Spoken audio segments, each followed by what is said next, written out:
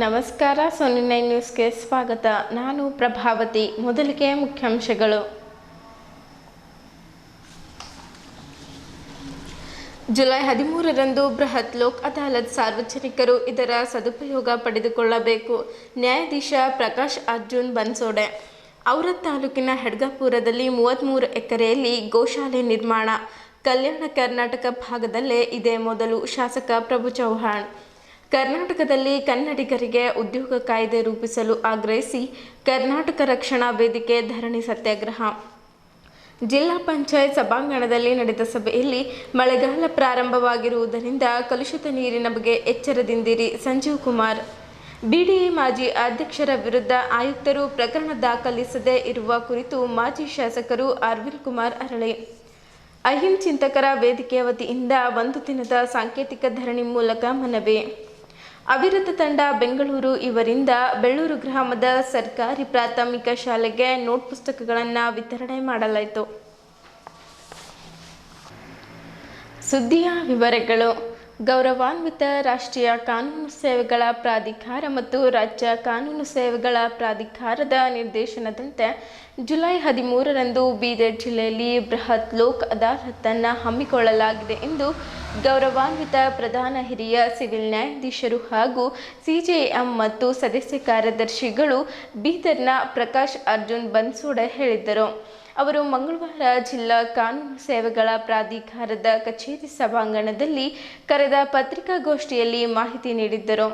ಜಿಲ್ಲೆಯ ಎಲ್ಲ ನ್ಯಾಯಾಲಯಗಳಲ್ಲಿ ಪ್ರಸ್ತುತ ಸಾಲಿನಲ್ಲಿರುವ ಆಸ್ತಿ ಪಾಲು ವಿಭಾಗದ ಜೀವನಾಂಶ, ಚೆಕ್ ಬೌನ್ಸ್, ವಿದ್ಯುತ್ ಪ್ರಕರಣಗಳು, ಕಂದಾಯ ಅಪರಾಧಕ ಪ್ರಕರಣಗಳು, ರಾಜಿ ಮಾಡಿಕೊಳ್ಳುವಂತಹ ಪ್ರಕರಣಗಳು, ಕಾರ್ಮಿಕರ ಪ್ರಕರಣಗಳು, ಬ್ಯಾಂಕ್ ಪ್ರಕರಣಗಳು ಹಾಗೂ ವೆಚ್ಚಪೂರ್ವ ಪ್ರಕರಣಗಳನ್ನು ರಾಜಿ ಸಂಧಾನದ ಮೂಲಕ ಇತ್ಯರ್ಥ ಮಾಡಲು ಅವಕಾಶ ಇರುತ್ತದೆ.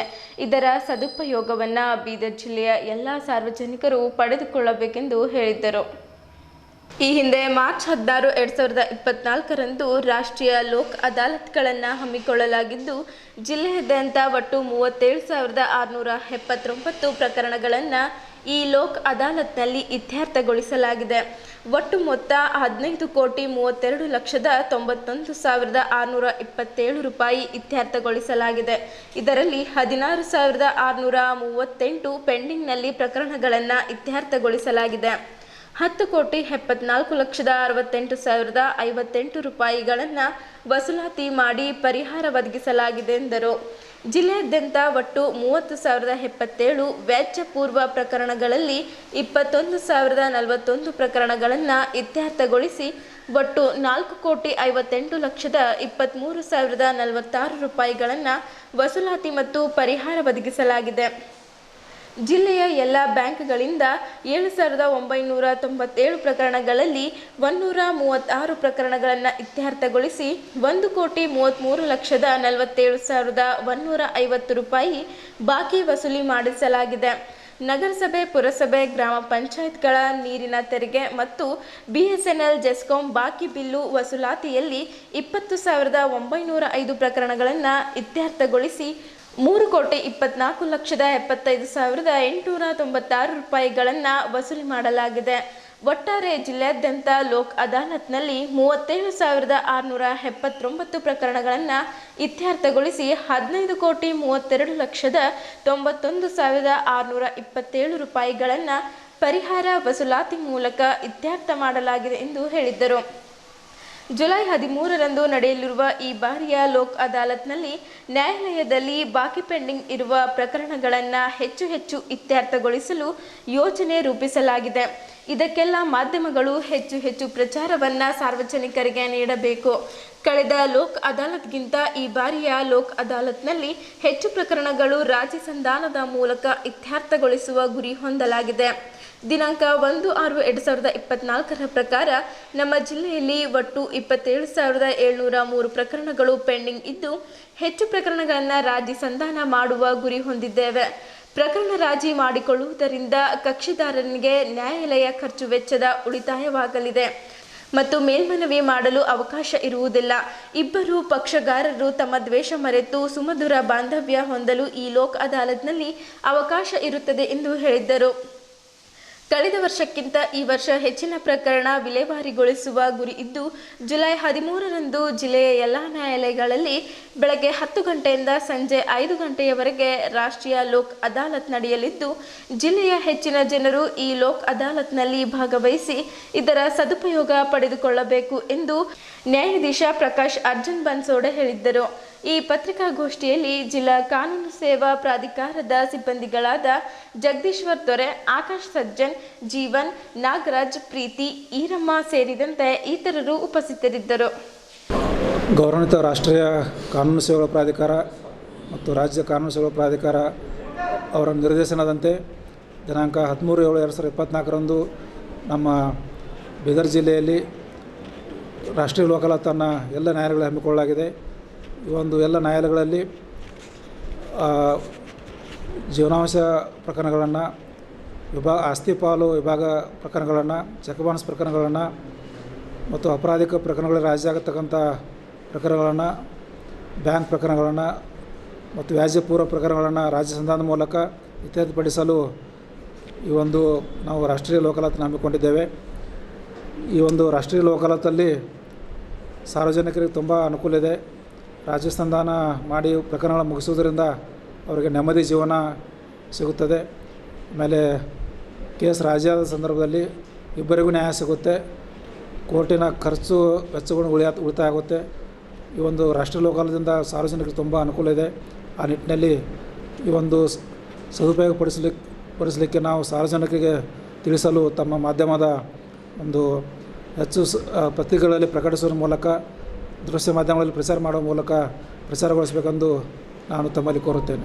ರಾಜಿ ಆಗ್ತಕ್ಕಂಥ ಪ್ರಕರಣಗಳು ಅಂತಂದರೆ ಆಸ್ತಿ, ಈಗ ಪಾಲು ವಿಭಾಗ ಪ್ರಕರಣಗಳು, ಜೀವನಾಂಶ ಪ್ರಕರಣಗಳು, ಚೆಕ್ ಬೌನ್ಸ್ ಪ್ರಕರಣಗಳು, ಆಮೇಲೆ ಅಪರಾಧಿಕ ಪ್ರಕರಣಗಳಲ್ಲಿ ರಾಜಿ ಆಗತಕ್ಕಂಥ ಪ್ರಕರಣಗಳು, ಕಾರ್ಮಿಕರ ಪ್ರಕರಣಗಳು, ಬ್ಯಾಂಕ್ ಪ್ರಕರಣಗಳು ಹಾಗೂ ವ್ಯಾಜ್ಯಪೂರ್ವ ಪ್ರಕರಣಗಳನ್ನು ರಾಜಿ ಸಂಧಾನ ಮಾಡಲಿಕ್ಕೆ ಅವಕಾಶ ಈ ಒಂದು ರಾಷ್ಟ್ರೀಯ ಲೋಕ್ ಅದಾಲತ್ನಲ್ಲಿ ಅವಕಾಶ ಕಲ್ಪಿಸಲಾಗಿದೆ.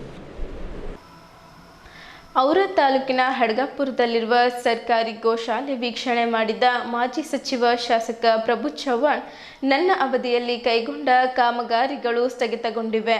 ಕಾಂಗ್ರೆಸ್ ಸರ್ಕಾರ ಅಧಿಕಾರಕ್ಕೆ ಬಂದ ನಂತರ ಗೋಶಾಲೆಗೆ ಅನುದಾನ ನಿಲ್ಲಿಸಿದೆ. ಹೀಗಾಗಿ ಹಡ್ಗಾಪುರದಲ್ಲಿನ ಸರ್ಕಾರಿ ಗೋಶಾಲೆ ಅರ್ಧಕ್ಕೆ ನಿಂತಿದೆ. ಹೀಗಾಗಿಯೇ ಇಂದು ಹಡ್ಗಾಪುರದ ಸರ್ಕಾರಿ ಗೋಶಾಲೆ ವೀಕ್ಷಣೆಗೆ ಬಂದಿದ್ದೇನೆ. ಜಾನುವಾರು ತಳಿ ಗೋ ಸಂವರ್ಧನಾ ಕೇಂದ್ರ, ರೈತ ತರಬೇತಿ ಕೇಂದ್ರ ಮಾಡಲಿದ್ದೇವೆ. 33 ಎಕರೆಯಷ್ಟು ಪ್ರದೇಶದಲ್ಲಿ ಸ್ಥಾಪನೆಯಾಗಲಿದ್ದು, ಕಲ್ಯಾಣ ಕರ್ನಾಟಕ ಭಾಗದಲ್ಲೇ ಇದೇ ಮೊದಲು ಎಂದು ಮಾತನಾಡುತ್ತಾ ಹೇಳಿದ್ದರು. ಸರ್ಕಾರಿ ಗೋಶಾಲೆ ವೀಕ್ಷಣೆ ಮಾಡಿದ ಮಾಜಿ ಸಚಿವ ಶಾಸಕ ಪ್ರಭು ಚವ್ಹಾಣ್, ಔರಾದ್ ತಾಲೂಕಿನ ಹೆಡ್ಗಾಪುರದಲ್ಲಿರುವ ಸರ್ಕಾರಿ ಗೋಶಾಲೆ, ಬೀದರ್ ಜಿಲ್ಲೆಯ ಔರಾದ್ ತಾಲೂಕಿನ ಹೆಡ್ಗಾಪುರ ಗ್ರಾಮದಲ್ಲಿನ ಗೋಶಾಲೆ, ಸರ್ಕಾರಿ ಗೋಶಾಲೆ ವೀಕ್ಷಣೆ ಬಳಿಕ ಶಾಸಕ ಪ್ರಭು ಚವ್ಹಾಣ್ ಹೇಳಿದ್ದರು. ನನ್ನ ಅವಧಿಯಲ್ಲಿ ಕೈಗೊಂಡ ಕಾಮಗಾರಿಗಳು ಸ್ಥಗಿತಗೊಂಡಿವೆ. ಸರ್ಕಾರ ಸ್ಥಗಿತಗೊಂಡ ಕಾಮಗಾರಿ ಮರು ಆರಂಭಿಸಬೇಕು. ಕಾಂಗ್ರೆಸ್ ಸರ್ಕಾರ ಅಧಿಕಾರಕ್ಕೆ ಬಂದ ನಂತರ ಗೋಶಾಲೆಗಳಿಗೆ ಅನುದಾನ ನಿಲ್ಲಿಸಿದೆ. ಹೀಗಾಗಿ ಹೆಡ್ಗಾಪುರದಲ್ಲಿನ ಸರ್ಕಾರಿ ಗೋಶಾಲೆ ಅರ್ಧಕ್ಕೆ ನಿಂತಿದೆ. ಹೀಗಾಗಿಯೇ ಇಂದು ಹೆಡ್ಗಾಪುರದ ಸರ್ಕಾರಿ ಗೋಶಾಲೆ ವೀಕ್ಷಣೆಗೆ ಬಂದಿದ್ದೇನೆ. ಜಾನುವಾರು ತಳಿ ಗೋ ಸಂವರ್ಧನಾ ಕೇಂದ್ರ, ರೈತ ತರಬೇತಿ ಕೇಂದ್ರ ಮಾಡಲಿದ್ದೇವೆ. 33 ಎಕರೆಯಷ್ಟು ಪ್ರದೇಶದಲ್ಲಿ ಸ್ಥಾಪನೆಯಾಗಲಿದ್ದು, ಕಲ್ಯಾಣ ಕರ್ನಾಟಕ ಭಾಗದಲ್ಲೇ ಇದೇ ಮೊದಲು. ಜಾನುವಾರು ತಳಿ ಗೋ ಸಂವರ್ಧನಾ ಕೇಂದ್ರ, ರೈತ ತರಬೇತಿ ಕೇಂದ್ರ ಮೊದಲನೇದಾಗಲಿದೆ. ಈ 33 ಎಕರೆಯಷ್ಟು ಪ್ರದೇಶದಲ್ಲಿ ಕುರಿ ಸಾಕಾಣಿಕೆ ಕೇಂದ್ರ, ಕುರಿ ಸಾಕಾಣಿಕೆ ಕೇಂದ್ರ, ಕೋಳಿ ಹಂದಿ ಸಾಕಾಣಿಕೆ ಕೇಂದ್ರ ತಲೆ ಎತ್ತಲಿವೆ. 34 ಕೋಟಿ ರೂಪಾಯಿ ವೆಚ್ಚದಲ್ಲಿ 7 ಸಾಕಾಣಿಕೆ ಕೇಂದ್ರ ತಲೆ ಎತ್ತಲಿದೆ ಎಂದು ಪ್ರಭು ಚವ್ಹಾಣ್ ಅವರು ತಿಳಿಸಿದ್ದರು. ರಾಹುಲ್ ಗಾಂಧಿ ಲೋಕಸಭೆಯಲ್ಲಿ ಚೀಟಿ ಕೊಟ್ಟಷ್ಟೇ ಮಾತನಾಡುತ್ತಾರೆ. ರಾಹುಲ್ ಗಾಂಧಿ ಸ್ವತಃ ಹೇಳಿಕೆಯನ್ನ ಕೊಡುವುದಿಲ್ಲ. ರಾಜ್ಯದಲ್ಲಿ ಮುಖ್ಯಮಂತ್ರಿ ಬದಲಾವಣೆ ಬಗ್ಗೆ ನಾನು ಮಾತನಾಡುವುದಿಲ್ಲ. ನಾನು ಎಲ್ಲವನ್ನ ಕೂಡ ವಾಚ್ ಮಾಡುತ್ತಿದ್ದೇನೆ. ಮಾಜಿ ಸಚಿವ ಪ್ರಭು ಚವ್ಹಾಣ್ ಈ ಸಂದರ್ಭದಲ್ಲಿ ಪಶುಸಂಗೋಪನೆ ಇಲಾಖೆಯ ಉಪನಿರ್ದೇಶಕ ನರಸಪ್ಪ, ಗೃಹ ನಿರ್ಮಾಣ ಮಂಡಳಿಯ ಶಶಿಕಾಂತ್, ಮುಖಂಡರಾದ ವಸಂತ್ ಬಿರಾದರ್, ಸುರೇಶ್ ಭೋಸ್ಲೆ, ರಾಮಶೆಟ್ಟಿ ಪನ್ನಾಳೆ, ಶಿವಾಜಿರಾವ್ ಕಾಳೆ, ಶಿವರಾಜ್ ಅಲ್ಮಜೆ, ಕೇರಬಾ ಪವರ್, ಸಂತೋಷ್ ಪೊಕಲ್ವರ್ ಹಾಗೂ ಇತರರು ಉಪಸ್ಥಿತರಿದ್ದರು. ಡಿಮಾಂಡಿಂದ ಆಗ್ತಾ ಇದೆ. ಆಮೇಲೆ ಆಕ್ಚುಲಿ 40 ಕೋಟಿ ಇತ್ತು, ಮಟ್ಟೆಲ್ಲ ಸರ್ವೆ ಮಾಡಿ ಇವತ್ತು ಅವರು 3449 34,40,00,000 ವೆಚ್ಚದಲ್ಲಿ ಭಾಳ ಅವರಾದ ಇತಿಹಾಸದಲ್ಲಿ ವಿಶೇಷವಾಗಿ ಕಲ್ಯಾಣ ಕರ್ನಾಟಕದಲ್ಲಿ ಇಲ್ಲ. ಈ ನಾವು ಎಲ್ಲಿ ನಮ್ಮ ರೈತರಿಗೆ ಅನುಕೂಲ ಆಗಬೇಕು, ರೈತರಿಗೆ ಸರ್ವಾಂಗೀಣ ವಿಕಾಸ ಆಗಬೇಕು, ರೈತರ ನಮ್ಮ ಹಲ್ಲಿಗೆ ಜಾಸ್ತಿ ಕಿಮ್ಮತ್ ಆಗಬೇಕು, ಅದಕ್ಕಾಗಿ ನಾವು ಈ ಮಾಡಿದ್ದೀನಿ. ನಮ್ಮ ರೈತರಿಗೆ ಹೆಚ್ಚಿಗೆ ಲಾಭ ಆಗಬೇಕು, ಆಮೇಲೆ ನೂರಾರು ಜನರಿಗೆ ಉದ್ಯೋಗ ಇದು ಸಿಗುತ್ತೆ. ಹೆಡ್ಗಾಪುರ ಪಂಚಾಯತ್ಗೆ ವಿಶೇಷವಾಗಿ ಈ ತಳಿ ಸಹಾಯ ಆಗುತ್ತೆ. ಆಮೇಲೆ ಇಲ್ಲಿ ಬೀದರ್ನಲ್ಲಿ ದೇವಳಿ ತಳಿ ಸೌಂದರ್ಯ ಕೇಂದ್ರ ಇತ್ತು, ಬಟ್ ಅವರು ಯೂನಿವರ್ಸಿಟಿ ಒಳಗವ, ಯೂನಿವರ್ಸಿಟಿ ತಮ್ಮ ಹತ್ತಿರ ಬಿರದ. ಬಟ್ ಈ ನಾನು ಅವ್ರಿಗೆ ಕೂಡ ನಮ್ಮ ಈ ತಳಿ ಆದಮೇಲೆ ದೇವನಿ ತಳಿಗೆ ಕೂಡ ನಾವು ಸಪೋರ್ಟ್ ಆಗುತ್ತೆ. ಈ ತಳಿ ಯಾವ ಥರ ನಾವು ಡೆವಲಪ್ ಮಾಡ್ತೀನಿ, ಈ ತಳಿ ಆದಮೇಲೆ ದೇವನಿ ತಳಿ ರಕ್ಷಣೆ ಆಗುತ್ತೆ. ಈ ಥರ ನಾವು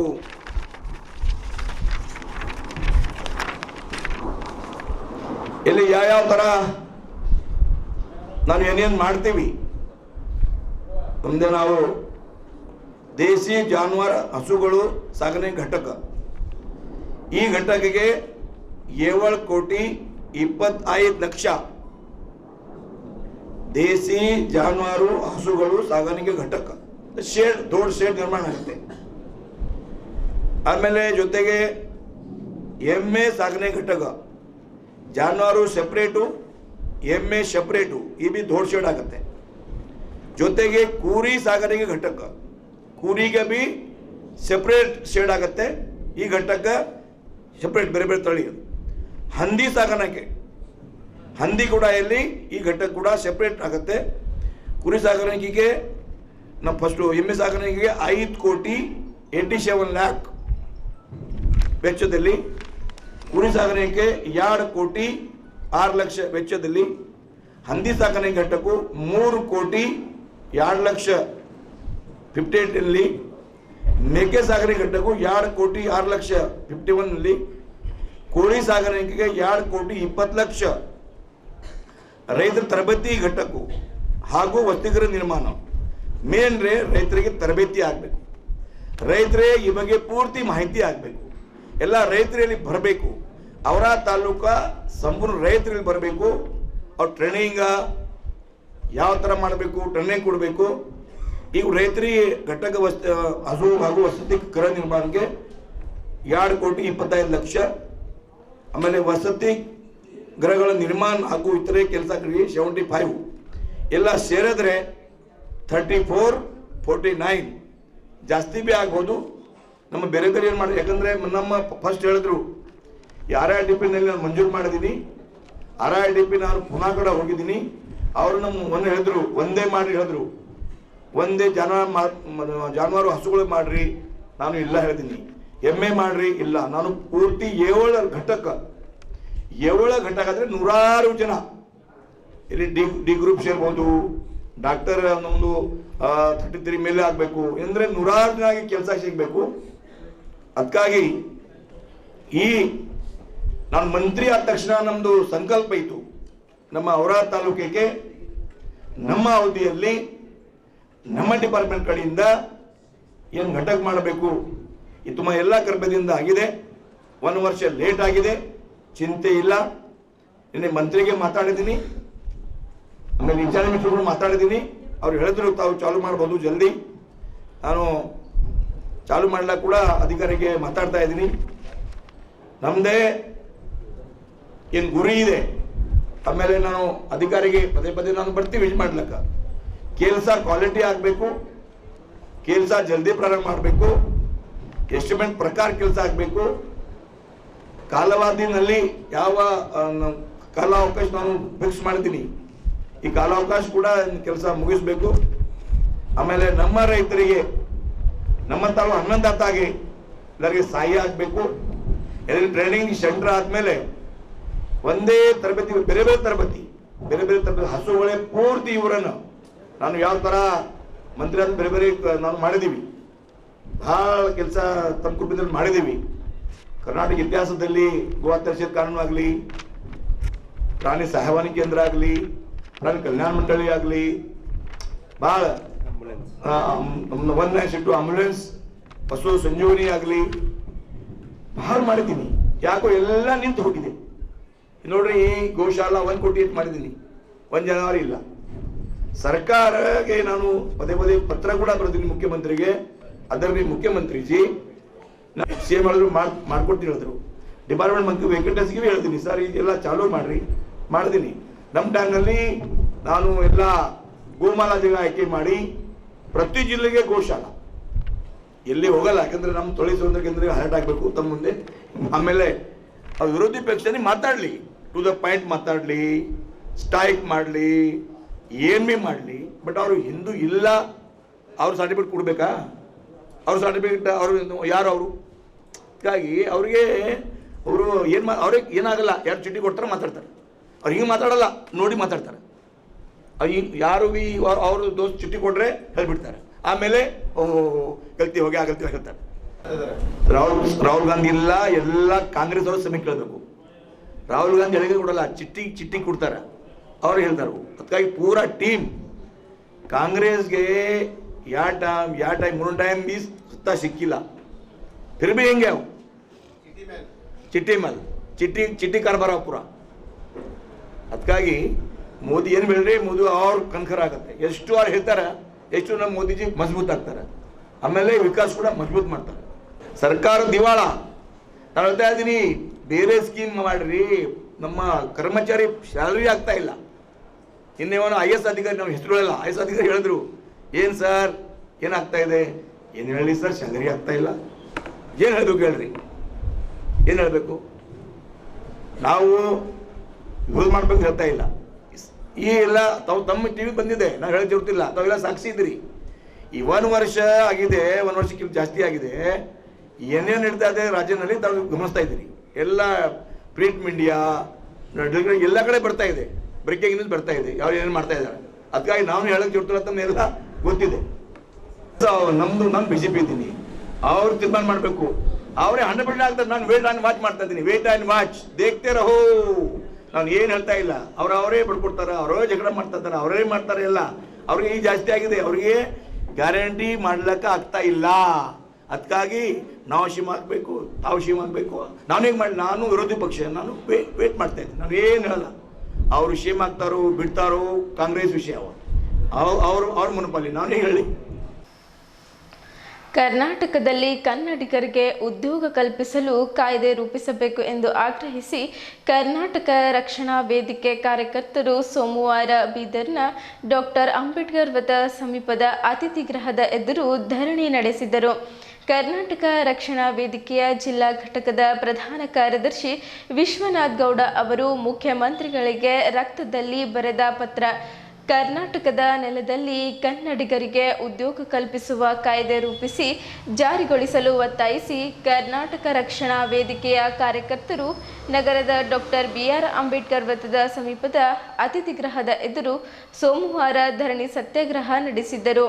ಬೇಕೇ ಬೇಕು, ನ್ಯಾಯ ಬೇಕು ಎಂಬ ಇತ್ಯಾದಿ ಘೋಷಣೆಗಳನ್ನು ಕೂಗಿದ ಕಾರ್ಯಕರ್ತರು ಮುಖ್ಯಮಂತ್ರಿ ಸಿದ್ದರಾಮಯ್ಯ ಅವರಿಗೆ ಬರೆದ ಮನವಿ ಪತ್ರವನ್ನು ಸ್ಥಳಕ್ಕೆ ಆಗಮಿಸಿದ ಹೆಚ್ಚುವರಿ ಜಿಲ್ಲಾಧಿಕಾರಿ ಶಿವಕುಮಾರ್ ಶೀಲ್ವಂತ್ ಅವರಿಗೆ ಸಲ್ಲಿಸಿದರು.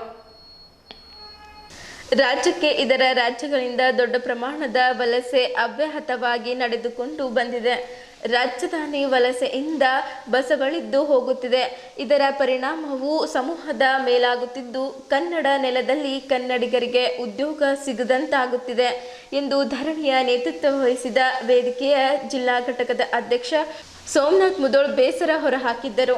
ಕನ್ನಡದ ನೆಲದಲ್ಲಿ ಸ್ಥಾಪಿತವಾಗಿರುವ ಖಾಸಗಿ ಸಂಸ್ಥೆಗಳು ಹೊರ ರಾಜ್ಯಗಳ ಮಾನವ ಸಂಪನ್ಮೂಲ ಅಧಿಕಾರಿಗಳನ್ನೇ ನೇಮಕ ಮಾಡಿಕೊಳ್ಳುತ್ತಿವೆ.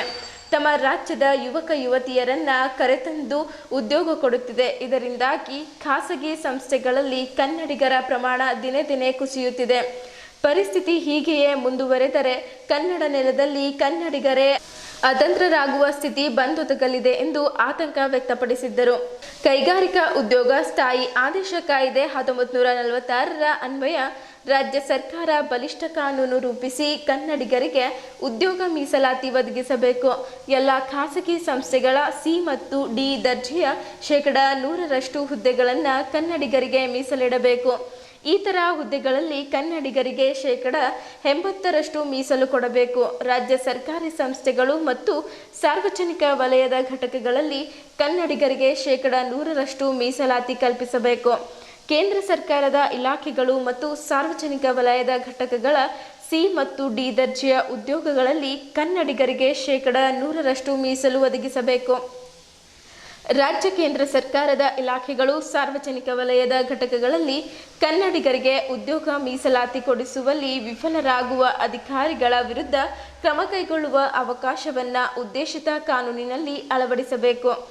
ರಾಜ್ಯ ಸರ್ಕಾರ ರೂಪಿಸುವ ಕಾನೂನು ಸಮರ್ಪಕವಾಗಿ ಜಾರಿಗೆ ತರಲು ಕನ್ನಡ ಅಭಿವೃದ್ಧಿ ಪ್ರಾಧಿಕಾರಕ್ಕೆ ಹೆಚ್ಚಿನ ಅಧಿಕಾರ ನೀಡಬೇಕು ಎಂದು ಒತ್ತಾಯಿಸಿದ್ದರು.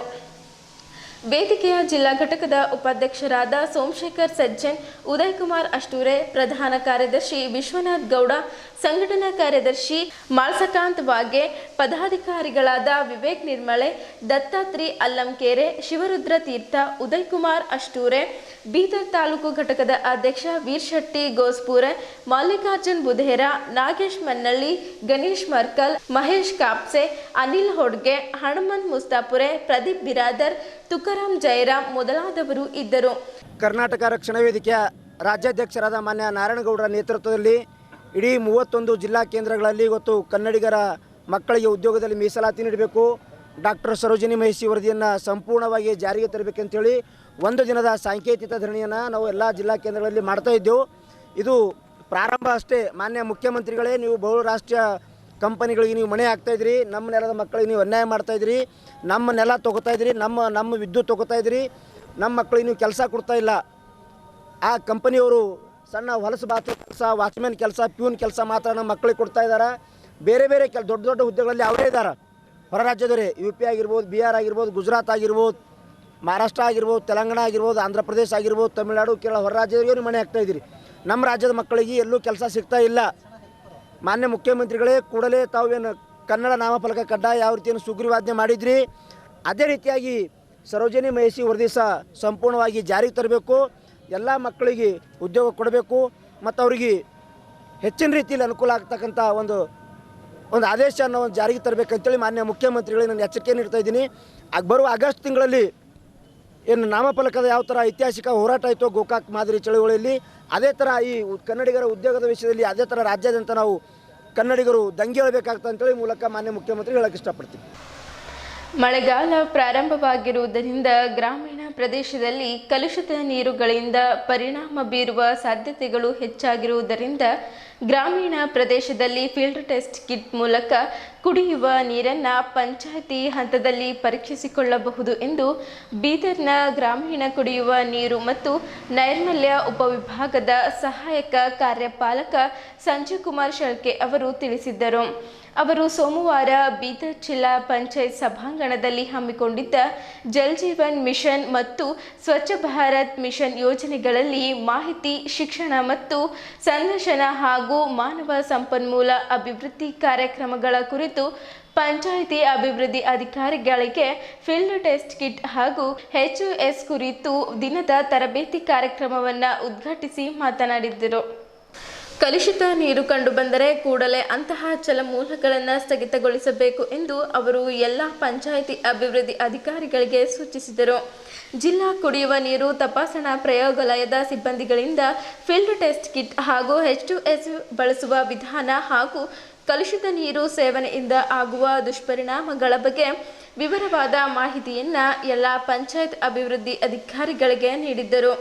ಈ ಸಂದರ್ಭದಲ್ಲಿ ಕಲುಷಿತ ನೀರಿನಿಂದ ಆಗುವ ದುಷ್ಪರಿಣಾಮಗಳ ಕುರಿತು ಜನರಲ್ಲಿ ಜಾಗೃತಿ ಮೂಡಿಸುವ ಪೋಸ್ಟರ್ಗಳು ಹಾಗೂ ಪಾಕೆಟ್ ಹ್ಯಾಂಡ್ ಬುಕ್ಗಳನ್ನು ವಿತರಿಸಲಾಯಿತು. ಈ ತರಬೇತಿ ಕಾರ್ಯಕ್ರಮದಲ್ಲಿ ಜಲ್ ಜೀವನ್ ಮಿಷನ್ ಯೋಜನೆಯ ಜಿಲ್ಲಾ ಯೋಜನಾ ವ್ಯವಸ್ಥಾಪಕರಾದ ಪೇತ್ರು ಜೈವಂತ್, ಪ್ರಯೋಗಾಲಯದ ಕ್ವಾಲಿಟಿ ಮ್ಯಾನೇಜರ್ ಆದ ಪ್ರದೀಪ್ ಪಾಟೀಲ್, ಭೂವಿಜ್ಞಾನಿಗಳಾದ ರಾಜೇಂದ್ರ ಒಡೆಯರ್ ಸೇರಿದಂತೆ ಗ್ರಾಮೀಣ ಕುಡಿಯುವ ನೀರು ಮತ್ತು ನೈರ್ಮಲ್ಯ ವಿಭಾಗದ ISA ಮತ್ತು ISRI ಸಿಬ್ಬಂದಿಗಳು ಉಪಸ್ಥಿತರಿದ್ದರು. ನನ್ನ ದೂರಿನ ಅನ್ವಯ ಸರ್ಕಾರ 2 ತನಿಖಾ ತಂಡದಿಂದ ತನಿಖೆ ನಡೆಸಿದ ನಂತರ ಅವ್ಯವಹಾರ ಅಥವಾ ಭ್ರಷ್ಟಾಚಾರ ನಡೆದಿದೆ ಎಂಬ ವರದಿ ಸರ್ಕಾರಕ್ಕೆ ಸಲ್ಲಿಸಿದ ನಂತರ ಕಾನೂನು ಇಲಾಖೆಯ ಅಭಿಪ್ರಾಯ ಪಡೆದ ಸರ್ಕಾರ ಮಾಜಿ ಅಧ್ಯಕ್ಷರಾಗಿದ್ದ ಬಾಬುವಾಲಿ ವಿರುದ್ಧ IPC 409ರ ಪ್ರಕಾರ ಕ್ರಿಮಿನಲ್ ಮೊಕದ್ದಮೆ ಹೂಡಿ ಅವರಿಂದ ಆದ ನಷ್ಟವನ್ನು ಭರಿಸಿಕೊಳ್ಳಬೇಕೆಂದು ಸರ್ಕಾರ BDA ಆಯುಕ್ತರಿಗೆ ಉಲ್ಲೇಖದಂತೆ ಪತ್ರ ಬರೆದುಕೊಂಡು ಇಲ್ಲಿಯವರೆಗೆ ಪ್ರಕರಣ ದಾಖಲು ಮಾಡಿರುವುದಿಲ್ಲ. ಕಾರಣ ಈ ಪ್ರಕರಣವನ್ನು ಮುಚ್ಚಿ ಹಾಕಲು ಆಯುಕ್ತರು ಶಾಮೀಲಾಗಿದ್ದಾರೇನೋ ಎಂಬ ಭಾವನೆ ಮೂಡುತ್ತಿದೆ. ಮಾಜಿ ಶಾಸಕರು ಅರವಿಂದ್ ಕುಮಾರ್ ಅರಳಿ ಹೇಳಿದ್ದರು. ಆದುದರಿಂದ ತಾವು ಜಿಲ್ಲಾ ಉಸ್ತುವಾರಿ ಸಚಿವರಾಗಿದ್ದರಿಂದ ತಮ್ಮ ಗಮನಕ್ಕೆ ಸಲ್ಲಿಸುತ್ತಿದ್ದೇನೆ. ಆದಷ್ಟು ಬೇಗ ಪ್ರಕರಣ ದಾಖಲಿಸುವಂತೆ ಹಾಗೂ ಆದ ನಷ್ಟ ಭರಿಸಿಕೊಳ್ಳುವಂತೆ ಆಯುಕ್ತರಿಗೆ ಸೂಚನೆ ನೀಡಬೇಕು. ಅಲ್ಲದೆ ಇಷ್ಟು ತಡ ಮಾಡಿದ್ದಕ್ಕೆ ಆಯುಕ್ತರಿಗೆ ವಿವರಣೆ ಪಡೆಯಬೇಕು ಮತ್ತು ಸರ್ಕಾರಕ್ಕೆ ಆಯುಕ್ತರ ವಿರುದ್ಧ ಕ್ರಮಕ್ಕೆ ಒತ್ತಾಯಿಸಬೇಕೆಂದು ಈ ಮೂಲಕ ಕೋರಿದ್ದರು. ಬೀದರ್ ತಾಲೂಕಿನ ಮನ್ನಳ್ಳಿ ಗ್ರಾಮ ಪಂಚಾಯತ್ ಅಭಿವೃದ್ಧಿ ಅಧಿಕಾರಿಯು ಮೇಲಧಿಕಾರಿಗಳ ಆದೇಶಗಳನ್ನು ಪಾಲನೆ ಮಾಡದೆ ನಿಯಮಬಾಹಿರವಾಗಿ ಅಜೆಂಡಾದಲ್ಲಿ ನಮೂದಿಸದೆ ಹಾಗೂ ಯಾವುದೇ ನೋಟಿಸ್ ನೀಡದೆ ಸಭೆಯ ನಡಾವಳಿ ಪುಸ್ತಕದಲ್ಲಿ ನಮೂದಿಸಿ ರಾಹುಲ್ ತಂದೆ ಶರಣಪ್ಪ DEO ರವರನ್ನು ಸತತವಾಗಿ 5 ವರ್ಷಗಳಿಂದ ಮಾನಸಿಕ ಕಿರುಕುಳ ನೀಡಿ ಸರ್ಕಾರಿ ಸೇವೆಗೆ ಅಡ್ಡಿಪಡಿಸಿ ನಿಯಮಬಾಹಿರವಾಗಿ ಜಾರ್ಜ್ LS ಎಂಬುವರನ್ನು ರದ್ದುಪಡಿಸಿ ಆದೇಶಿಸಿದ್ದರೂ ಅದೇ ಗ್ರಾಮ ಪಂಚಾಯಿತಿಯಲ್ಲಿ ಮುಂದುವರೆಸುತ್ತಿರುವ ಸಂಬಂಧಪಟ್ಟ ಪಂಚಾಯತ್ ಅಭಿವೃದ್ಧಿ ಅಧಿಕಾರಿಗಳ ವಿರುದ್ಧ ಸೂಕ್ತ ಕ್ರಮ ಜರುಗಿ ಕೂಡಲೇ ಅಮಾನತುಗೊಳಿಸಬೇಕೆಂದು ಇಂದು ಜಿಲ್ಲಾ ಪಂಚಾಯತ್ ಆವರಣದಲ್ಲಿ 1 ದಿನದ ಸಾಂಕೇತಿಕ ಧರಣಿ ಸತ್ಯಾಗ್ರಹವನ್ನು ಹಮ್ಮಿಕೊಳ್ಳಲಾಗಿತ್ತು. ನ್ಯಾಯ ಸಿಗದಿದ್ದ ಸಂದರ್ಭದಲ್ಲಿ ಅಹಿಂಚಿಂತಕರ ವೇದಿಕೆ ರಾಜ್ಯ ಘಟಕದ ವತಿಯಿಂದ ಹಾಗೂ ಜಿಲ್ಲಾ ಘಟಕದ ವತಿಯಿಂದ ವಿವಿಧ ದಲಿತ ಪರ, ಕನ್ನಡ ಪರ, ಕಾರ್ಮಿಕ ಪರ, ವಿದ್ಯಾರ್ಥಿ ಒಕ್ಕೂಟ ಸಂಘಟನೆಗಳಿಂದ ವತಿಯಿಂದ ಅವರ ಕುಟುಂಬ ಸಮೇತ ಉಗ್ರ ಹೋರಾಟವನ್ನು ಕೈಗೊಳ್ಳಲಾಗುವುದೆಂದು ಎಚ್ಚರಿಸಿ ಜಿಲ್ಲಾ ಪಂಚಾಯತ್ ಮುಖ್ಯ ಕಾರ್ಯನಿರ್ವಾಹಕರಿಗೆ ಮನವಿ ಸಲ್ಲಿಸಲಾಯಿತು. ಈ ಸಂದರ್ಭದಲ್ಲಿ ಅಹಿಂಚಿಂತಕರ ವೇದಿಕೆಯ ಹೈದರಾಬಾದ್ ಕರ್ನಾಟಕ ಅಧ್ಯಕ್ಷರಾದ ದಿಲೀಪ್ ಕುಮಾರ್ ವರ್ಮಾ, ಜಿಲ್ಲಾ ಗೌರವ ಅಧ್ಯಕ್ಷರಾದ ಗಾಳೆಪ್ಪ ಅಂತಿ, ದಲಿತ ಸಂಘರ್ಷ ಸಮಿತಿ ಭೀಮವಾದ ಜಿಲ್ಲಾಧ್ಯಕ್ಷರಾದ ಕಲ್ಯಾಣರಾವ್ ಭೋಸ್ಲೆ, ದಲಿತ ಸಂಘರ್ಷ ಸಮಿತಿ ಪರಿವರ್ತನವಾದ ರಾಜ್ಯ ಸಂಘಟನಾ ಸಂಚಾಲಕರಾದ ಛಲವಾದಿ ರಾಘವೇಂದ್ರ, ಜಿಲ್ಲಾಧ್ಯಕ್ಷರಾದ ಜಗನ್ನಾಥ್ ಹೊನ್ನ, ಯುವ ಕರ್ನಾಟಕ ಕಟ್ಟಡ ಮತ್ತು ಇತರ ನಿರ್ಮಾಣ ಕೂಲಿ ಕಾರ್ಮಿಕರ ಸಂಘದ ಅಧ್ಯಕ್ಷರಾದ ಅಶೋಕ್ ಬಾವಿದೊಡ್ಡಿ, ಭಾರತೀಯ ಜೈಭೀಮ್ ದಳ ಅಧ್ಯಕ್ಷರಾದ ಮಾರುತಿ ಬಿ ಕಂಟೆ, ಸಂಕಲ್ಪ ಕರ್ನಾಟಕ ಕಟ್ಟಡ ಮತ್ತು ಇತರ ನಿರ್ಮಾಣ ಕೂಲಿ ಕಾರ್ಮಿಕ ಸಂಘದ ತುಕಾರಾಮ್ ಗೌರೆ, ಬಹುಜನ ವಿದ್ಯಾರ್ಥಿ ಪರಿಷತ್ ಜಿಲ್ಲಾಧ್ಯಕ್ಷರಾದ ಸಂದೀಪ್ ಕಾಂಟೆ, ರಾಹುಲ್ ಶಿವರಾಯ, ಮನ್ನಳ್ಳಿ ಗ್ರಾಮಸ್ಥರು ಉಪಸ್ಥಿತರಿದ್ದರು. ಬೀದರ್ ತಾಲೂಕಿನ ಬೆಳ್ಳೂರು ಗ್ರಾಮದಲ್ಲಿ ಅವಿರತ ತಂಡ ಬೆಂಗಳೂರು ಇವರ ವತಿಯಿಂದ ಬೆಳ್ಳೂರು ಗ್ರಾಮದ ಸರ್ಕಾರಿ ಶಾಲೆಗೆ ನೋಟ್ ಪುಸ್ತಕಗಳನ್ನು ವಿತರಿಸಲಾಯಿತು. ಮುಖ್ಯ ಅತಿಥಿಗಳಾಗಿ ಪ್ರೇಮ್ಸಾಗರ್ ದಾಂಡೇಕರ್, ಜಿಲ್ಲಾ ಸಮಾಜ ಕಲ್ಯಾಣ ಅಧಿಕಾರಿಗಳು, ನಾಗಶೆಟ್ಟಿ ಶಾಲೆಯ ಮುಖ್ಯ ಗುರುಗಳು, ಅವಿರತ ತಂಡದ ಸದಸ್ಯರು, Praveen Kumar Ratnakar, software engineer Bellur, Dell technology Bengaluru ಅತಿಥಿಗಳು, ಗ್ರಾಮ ಪಂಚಾಯಿತಿ ಸದಸ್ಯರು, ಸಿದ್ದಾರೆಡ್ಡಿ ಶಾಲಾ ಶಿಕ್ಷಕರು, SDMC ಅಧ್ಯಕ್ಷರು, ಸ್ಯಾಮ್ಸನ್ SDMC ಸದಸ್ಯರು, ಗ್ರಾಮದ ಹಿರಿಯರು, ನಾಗಪ್ಪ ಹಾರುಗೇರಿಕರ್, ಸಂಜೀವ್ ಕುಮಾರ್, ರತ್ನಾಕರ್ ಅಡೆಪ್ಪ, ಶಶಿಧರ್ ಮತ್ತು ಗ್ರಾಮದ ಯುವಕರು ಉಪಸ್ಥಿತರಿದ್ದರು.